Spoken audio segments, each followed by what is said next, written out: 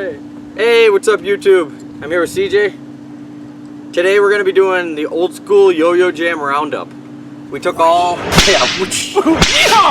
we took all the old YoYoJams I had, and instead of doing a review on one or whatever, we decided to just bang out a review on all of them and kind of just talk about YoYoJam as a company now that I hear they're not making yo-yos and stuff anymore, which sucks because that was like a lot of my growing up yo-yo, and it was with the YoYoJams. So, but today we're gonna review or talk about the YoYoJam Hitman, the Mini Motu, the Speeder, right? Yeah, there's a Speeder. The Chaos, the Night Moves 4, the Dark Knight, Black Knight or Dark Knight? Yes. Yes, one or the other. An x-convict, but just like the x-con, whatever. We'll talk about both. And this is the newer version of the Dark Magic, but I had the older one, and this is only a little different. But we'll talk about the Dark Magic in general as well. So, it's the good old days playing with these. You know, like he said, growing up, there was, Yo-Yo Factory was just hitting the scene. The only yo-yo they had out back then was the Yo-Yo Factory Fast 201. yeah, but that didn't even come out till like a lot of these were like Hitman was out like 3 years before that, probably at so least. Like, I mean, this is like. It's like old school. Yeah, like it was like, Duncan or this, or you modded like a Renegade like or something. Something. Like, yeah, and these yo-yos, I mean, like right out of the box, they were super responsive. They had the raised O-rings. They weren't like flush response at all. Yeah, these are like modded, most of them. Some of them had starburst in them, like half starburst, half O-ring. This one I siliconed recently, and I didn't even finish rubbing the old silicone off. Right. But yeah, like obviously nowadays you would fill them with silicone. And it's still got the same crappy bearing. A lot of these have we called them shims, and it's basically a shim just like for a door or anything. It just makes a little more room before the bearing sits on it to make the gap bigger. Right. And before the gap was super tiny, you had to modify the crap out of these to get them to play good, and that was half the fun of yo-yo. Just like seeing how cool you can make a stock yo-yo. It was like more of a hobby than it was like a collection of like amazing $100 yo-yos. And I miss those days.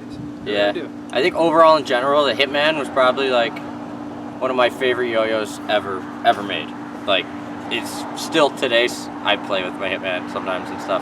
Like, I just recently re-siliconed it. But yeah, Hitman was like one of the yo-yos that changed everything, I believe. Like, for me at least anyways, like I got a lot better when I started using YoYoJams and stuff. Before that I had like a Duncan Throw Monkey, was my best yo-yo. Or something, Right. But yeah, so I don't know, the Hitman, that's probably my all-time. It's my first good yo-yo. It was like a Hitman hybrid, actually. And it was Johnny DeValier's first real design, right? Was it Hitman? Yeah, it's the Hitman. It's his first like yo-yo. Yeah, and then he also made the x-con, which this is the x-convict.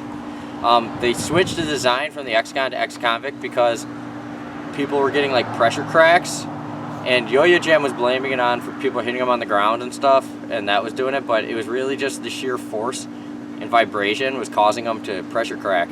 Like this one is the x-convict, was supposed to, like eliminate that, and look how many pressure cracks are all over this part and the inside hub. Right.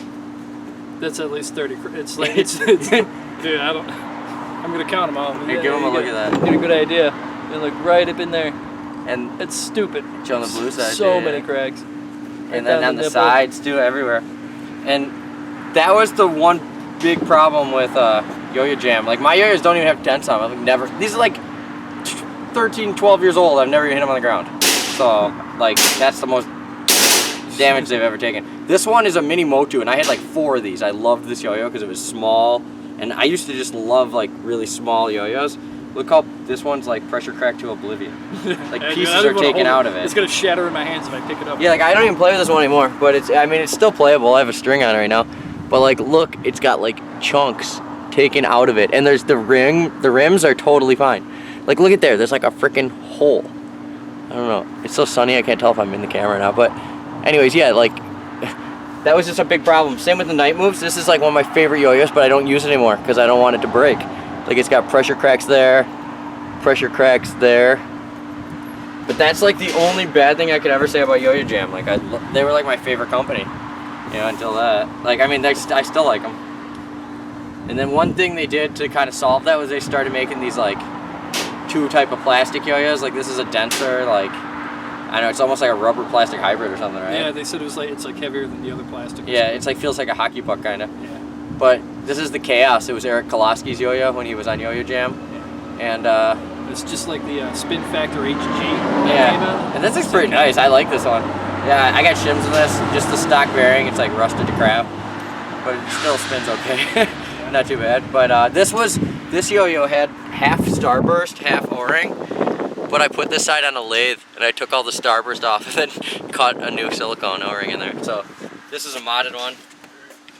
And then eventually YoYoJam came up with the idea of putting a metal like nut on the inside of the yo-yos. This is the new, what was this one? The Dark Magic. Yeah, the new Dark Magic. And they put that thing in there to stop cracking or whatever, and I guess it made it a lot smoother. They also raised the width of the gap, you know, significantly, so there was no like more modding involved. It came with two bearings too, like a small bearing, big bearing. Yeah, this one seems, you know, much better than like their other designs. This one though to me was too big. I liked like all the smaller ones, like the X-convict, you know, it's nice, and the Hitman, the Chaos, the Motu. You know, I would like the smaller ones more. But yeah, I mean this one, if they would have figured that out a little earlier, that might have, you know. But here, this one is John Nairn's yo-yo. I can't remember if it's the Dark Knight or It was Black Knight or Dark Knight. Like yeah. One or the other. It's a knight of some kind. But yeah, it's like looks like a Duncan freehand too. I remember Alex Wilden said it looked like a cheeseburger. Oh yeah. Shout out to Alex Wilden, yo, man. Yeah. Yo, I miss you. Yeah, that thing. It's fucking, you can't get cheeseburger out of my head. It's a couple donuts on an axle, man. Yeah, but it plays pretty good. Yeah, it's a good one. Yeah, like Yeah, I remember John Nairn used it once at like Midwest Regionals, like for off-string.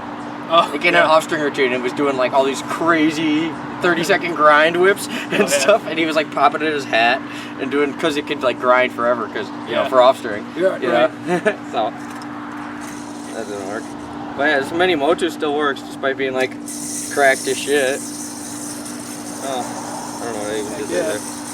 Yeah, but don't play with the magic. I guess moral of this story is like, don't forget where you come from, man. Like, remember what, like, even for you kids today are gonna remember like what your first yo-yo was. Yeah, even these beat up ones are still playable. Right. And last, this is the Speeder. This was Hiroyuki Suzuki or Mickey's yo-yo. And this yo-yo kicks ass. There's a lot of yo-yos that copy this design or shape. The Magic Yo-Yo T5 resembles this shape a lot. This yo-yo, it did kick ass, and it was like really rim weighted. And anybody that knows who Mickey is knows he's good as shit. So. Hiroyuki Suzuki. But this one has pressure cracks all over it too as well.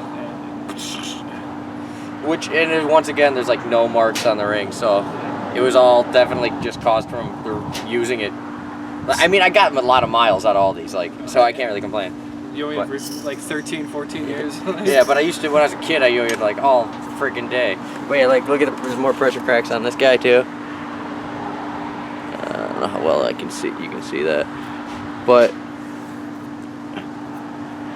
yeah, YoYoJam, if you can pick up any of their yo-yos, I would pick them up just because they're like, you know, nostalgic or whatever. Yeah. They kind of changed yo-yo, and they're kind of like what Yo-Yo Factory and those companies are kind of doing now. You know, with coming out with bimetals and all the new stuff to try to, you know, get the new niche in the market. They were doing that, but they were like the last generation that did it. So to me, the YoYoJams will always be like, you know, big part. And you know, thanks to all the guys that helped design these yo-yos. One of my good friends, Ian Johnson, was sponsored by them forever. So anyways, that's the YoYoJam Old School Roundup. It's good. Let's see what we can do. Holy shit! Why did that happen?